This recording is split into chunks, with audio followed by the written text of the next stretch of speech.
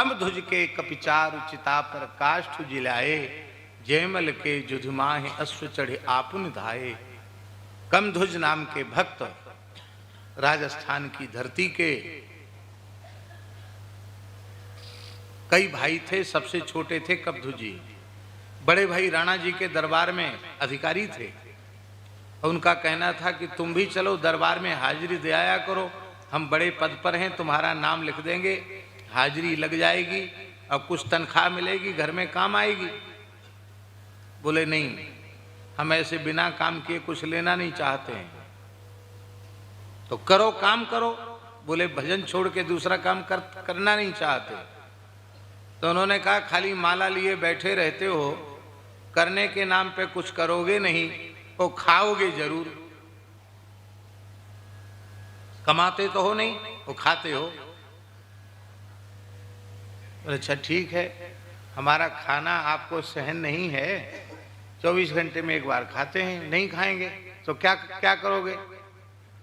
सब खाएंगे, तुम नहीं खाओगे? बोले ठीक है, हम जंगल में चले जाएंगे। तो जंगल में जाके भजन करते थे, भोजन के समय आते भोजन करते थे, अब लौट के नहीं आएंगे, अब वहीं जंगल में भजन करेंगे। तो भाइयों ने कहा कि ठीक है, तुम आओगे या नहीं आओगे, हमारे किस मतलब के हो, कोई काम के तो हो नहीं, नहीं आओगे तो नहीं आओगे, लेकिन एक बात हम तुमसे पूछते हैं, वहीं मर गए मान लो तो तुमको जलाएगा कौन? उन्होंने कहा कि आप जो प्रश्न हमसे कर रहे हो वही प्रश्न हम आपसे करते हैं। भाई मरेंगे तो सभी, आप मरेंगे तो आपको कौन जलाएगा? भाई हमारे तो बेटा है, हमारे जलाएगा, बेटा संस्कार करेगा, और तुम्हारा तो विवाह ही नहीं हुआ। विवाह उन्होंने किया नहीं था, कमध्वज जी ने भजन करते थे बचपन से। तो तुम्हारे बेटा बेटी तो कुछ है नहीं, संसार तुमने किया नहीं, घर तुम छोड़ दोगे और मर जाओगे जंगल में, तुमको जलाएगा कौन? तो उन्होंने कहा हम जिसके सेवक हैं, जिसका हम भजन करते, वो जलाएगा, वो चिंता करेगा। आप लोगों को हमारी चिंता की जरूरत नहीं है, न भोजन की, न कपड़ा की, न चिंता की आवश्यकता नहीं है आप लोगों को। बात बात में गर्मा गर्मी बात हो गई और कमध्वज जी घर छोड़ के जंगल में चले गए। भजन करते करते, राम नाम का जप करते करते उनका देह छूट गया। कुछ समय बाद नित्य साकेत में श्री रघुनाथ जी के नेत्रों में जल भर आया। हनुमान जी इस चरण से दबा रहे थे, भगवान के नेत्रों से जल लुढ़का। कहा मेरा अनन्य नामनिष्ठ भक्त कमध्वज आज अपने प्राणों का विसर्जन कर दिया उसने जंगल में। उसकी वाणी को सत्य करने के लिए मुझे स्वयं उसका संस्कार करने जाना पड़ेगा।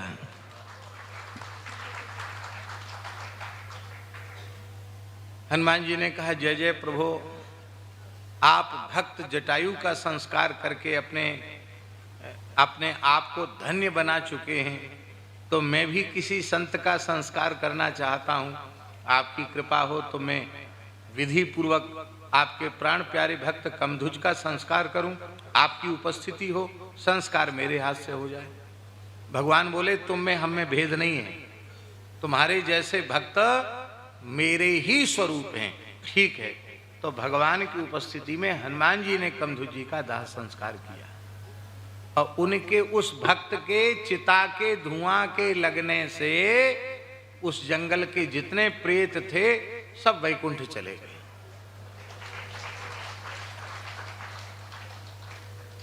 एक प्रेत बेचारा दुर्भाग्य से घूमने फिरने कहीं चला गया था। वो आया, उसने देखा हमारे कुटुंब खानदान का कोई नहीं यहाँ, बहुत रोया बेचारा। एक महात्मा वहां भजन करते थे, सिद्ध पुरुष थे। उन्होंने कहा भाई क्यों रो रहे हो? कि हमारे कुटुंब के भाई बंद सब कहाँ गए? वो तो सब भगवत धाम गए। अरे राम राम, तो हम कैसे बच गए? सारी बात महात्मा ने बताई। वो रोने लगा कि महाराज मेरा उद्धार कैसे हो? कमध्वज जी का संस्कार हो चुका था,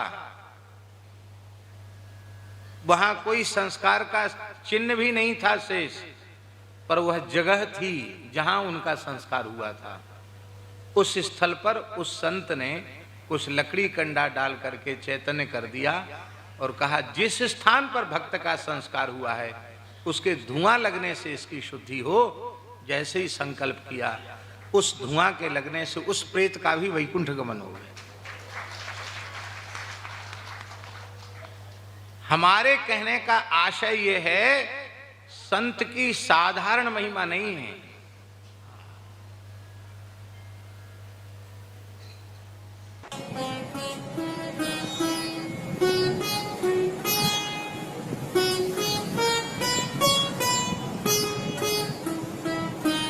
श्री सीताराम प्रतिदिन सत्संग एवं दर्शन के लिए श्री महाराज जी के ऑफिशियल चैनल को जरूर सब्सक्राइब करें।